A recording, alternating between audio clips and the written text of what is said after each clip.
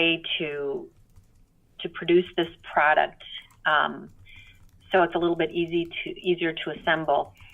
And we don't have a big demand for it, but we still sell about 500 of them a year to Nancy's Jeans. There are still a few die-hard seamstresses out there that are using hard tailoring techniques and need this product. That's really cool. I also for sale on eBay. I see them for sale, in some of the sewing and chat rooms. People are, maybe going through their grandmother's sewing things and they found this thing and they don't know what it is and they post a picture of it, and 9 times out of 10 it's our tailor board.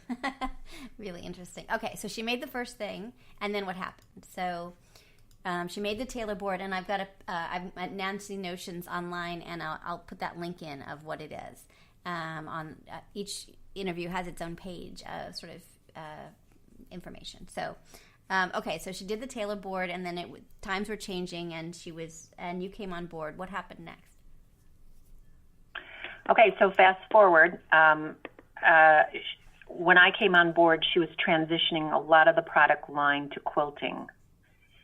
And she did a really good job of interviewing quilters to find out what they didn't like about products on the market. Like, for example, do you know in a rotary cutter, do you know why there's all those little notches around the outside of the blade? Have you ever noticed those little notches all around the circumference of the blade? Tell me more about that. Okay.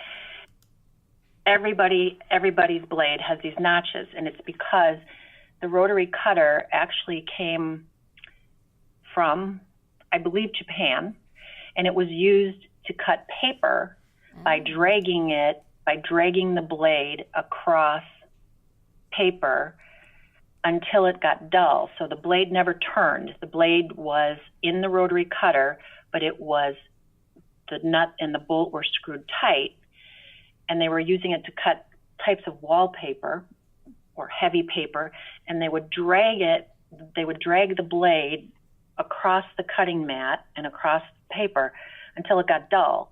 And then they would unscrew the nut on the rotary cutter, twist it to the next notch that was sharp, and drag it across till it got dull again, and then unscrew it and go to the next notch and tighten it up and continue around till the blade was dull in all areas. How interesting. Well, when the Americans saw this, and we were such pizza eaters at that point, we all had pizza cutters, we just loosened the screw a little bit and the blade rotated and rotary cutting came to America. That's remarkable. So, when does the rotary cutter come on the market here? Do you think? I don't exactly know that answer. Yeah. Somebody had said that revolutionized quilting. Yeah, Americans revolutionized it because we were familiar with pizza cutters. I don't know the exact year, but what June took away from all this is she knew that OFA was in the market with cutting mats. She knew that. Oh, yeah. I'm going to interrupt you for a second because I'm looking stuff up. Well, it said first rotary cutter was introduced by Olfa Company in 1979 for garment making, but was quickly adopted by quilters. Right. Okay. 1979. So that is Japan. Yeah. And so wow. They touted this thing called a soft surface mat, that if you cut into it, and people were always cutting the mat because at first the blade wasn't rotating, that the mat would seal back up. They called it self-healing. It would seal. Yeah. Well, that's crazy. It's just basically a polyurethane that it does kind of go back together, but the slit is always there. So June worked with a sports doctor to say, well, why cut the mat? Can't we come up with some mat material that you can glide the blade across easily and it doesn't fatigue your wrist, and the blade just cuts the fabric and glides on top of the mat? So June was the first to introduce something called hard surface cutting mats, and we still have them today. So instead of the soft surface like the OFA, ours have kind of a gritty texture on to hold the fabric, but you don't cut into them. You simply just cut the fabric. And so she kind of appealed to that older quilter that just, had problems with their wrist, carpal tunnel syndrome, and she wanted to make cutting super easy. And then she also, of course, because she was really into pressing, she wanted to invent tools that had grids on them so people could square their blocks as they sewed. And instead of squaring a block by cutting, which is what most people are taught, June basically reinforced that you can square your block by pressing. So when I came on board, she had all these pressing grids that she was beginning to market. The best known product that she had just begun marketing when I came on board is something called the cut and press. Yeah, it's a rotary cutting mat on one side, and if you flip it over, there's a pressing mat on the other side. So it's great for quilters because they can cut and then flip it over and press. And all of these have grids on them. And these pressing grids are very hard to make because the grids have to be accurate, and people are using irons on them, so they have to be able to withstand high heat for long periods of time without that grid shrinking. And June basically taught, hey, if your block isn't quite straight, press it with a warm iron, no steam, and you can kind of pull the fibers of the cotton until it fits into the grid, thus squaring up your block using the heat of your iron instead of cutting it. And then once it fits perfectly in the grid and it's perfectly square, then you use steam. Steam will set those fibers in place and they'll stay there forever. So we started to market a lot of the pressing products for quilting when I came on board in 1994. And the cut and press was the first product that we actually took to the chains.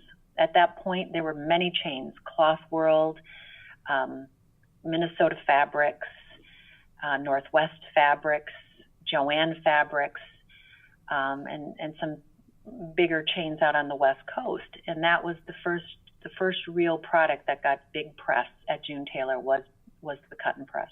That's really interesting. And so before that, the rotary cutting mat did not have did it have the grid on it? That's so standard now. Was that part of what she was also doing? Yes. And some companies did not have a grid because some quilters were taught to use the lines on your ruler, not using the lines on the mat. But yes, most companies did have the grid on the mat, and June always had the numbers on the outside of the grid, so you never had to lift up your fabric to see where the numbers were. Yeah.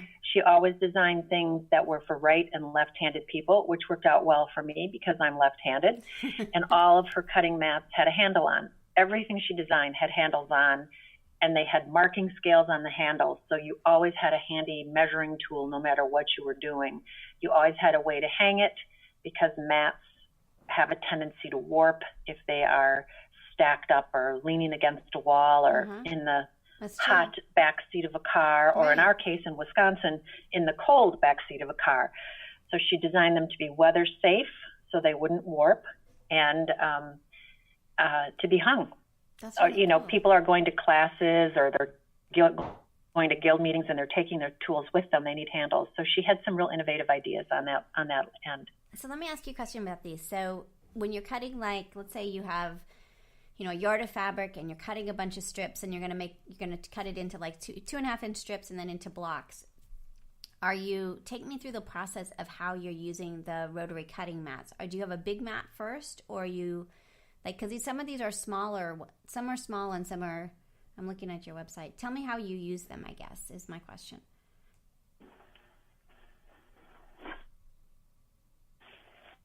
Are you there? Did I lose you? I think I lost you. Are you there? Okay, we're having technical difficulties, and I don't know. Oh. Okay. Hold on. Our podcast is it quit for some reason. It's joining back in. Someone will need to cut this out. It's trying to join again.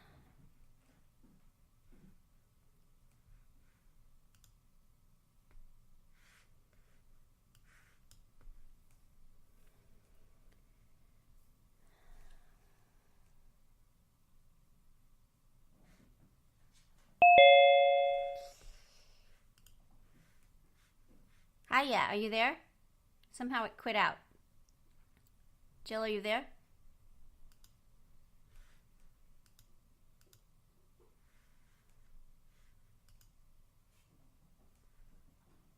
Elizabeth? Yes, you there? Something happened. I'm not sure what happened, but I'm back. It's all good. Well, we didn't lose any of the recording because I record it twice, 2 different ways, locally and on the, because we had this before. So I'm going to ask the same question, and then we'll just edit out the chaos that happened. So I'm looking at the website now. I'm totally curious about this because I've seen them, but I didn't exactly know what to do with them, in the stores and stuff. So let's say I have a yard of fabric. How do I use these quilting mats to, like, what do I need to be able to use this system, and how does it work exactly? Do you know what I'm saying? Like, do I get a big mat? Are you talking about cutting mats? Yeah, the cutting mat, cut and press mat. Do I have like a big mat to cut the first part of into strips, or do I have a big mat that I flip around? Sort of, what's the kind of, how do you use these mats exactly? Well, first of all, if you're starting out with a full width of fabric, yes, you can use a larger size rotary cutting mat. Absolutely. And you know that we use slotted rulers at June Tailor. Do you not? Do you know what those are? Shape cut. Have you ever heard of that product? Yeah, tell me about it. So take me through it. So tell me why you use slotted rulers. It's called a shape cut ruler, and it's a ruler that has slots in it every ½ inch. So you set your fabric on the mat. You put your shape cut ruler over the top. Your fabric is folded twice. And you actually, instead of moving the ruler to cut, you cut through the slots of the ruler. It's a very efficient and accurate way to cut. And you can decide exactly what your strip width is. And you hold onto the ruler and keep moving your blade in and out of these laser cut slot openings on the ruler, and you can quickly and accurately cut any denomination of a ½ inch strip. And that's typically how quilting starts out, is with a strip. Right. And then you turn it into a square or a triangle or a rectangle or whatever other shape you're doing, a hexagon or a diamond. Now, was the June Tailor Company, again, one of the first to do this? We were. And the shape cut has been a signature product for us for over 21 years. Amazing. It comes in several different styles now, but the original version obviously is still the most favored version. And so if you use that ruler, you don't necessarily need the lines on your mat. Right. But it's definitely a workhorse product, and people that use that ruler become addicted to it because it's very hard to hold a 6-inch by 24-inch ruler. It's a big ruler for most people, so it's hard to hold it straight. Interesting. This slotted ruler really allows you to cut perfect shapes, and that's what makes your quilt beautiful, go together beautifully, is everything is the correct size. Yeah, it's so true. And then you can take it and you can use your cutting side of your cut and press product to do some of the smaller jobs. And then after you sew your block together, you flip that cut and press mat over and use the pressing grid to make sure it's pressed properly and that it's square. That's interesting. Your block is square. And what? Circular or whatever shape your block. Yeah, I'm looking at them right now. That's super interesting. So one of the things I'm really fascinated about is rulers. And did she also do a patent on the rulering system? How did she protect the rulers? So the cut or the shape cut ruler was one that we developed after I came on board. She had a basic 6 by 24 ruler in the line, and that was it. All the other rulers in our collection are things we've developed since then. And I'll tell you that rulers are just about impossible to get any kind of protection on because measuring device, even our shape cut, which is really quite unique in the industry and hard to make. No one as of yet has, a couple companies have tried to knock it off, but I think we have the lion's share of the slotted ruler business. That's really interesting. It is impossible to patent it. That's really interesting. You cut out. You're saying it's impossible to patent it, and again, because it's so you don't rely on patents, you rely on trademark, right?